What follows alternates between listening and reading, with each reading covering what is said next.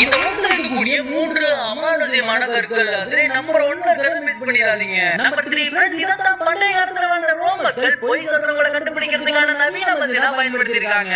ஏன்னா இந்த கல்ல அவங்க கடவுளின் அம்சமா நம்பியிருக்காங்க. அதனால தப்பு பண்ணவங்க யாராச்சும் இதோட வாய்க்குள்ள கையை விட்டுட்டு போய் சொன்னா அது உடனே கழுத்து வச்சிருன்னு நம்பியிருக்காங்க.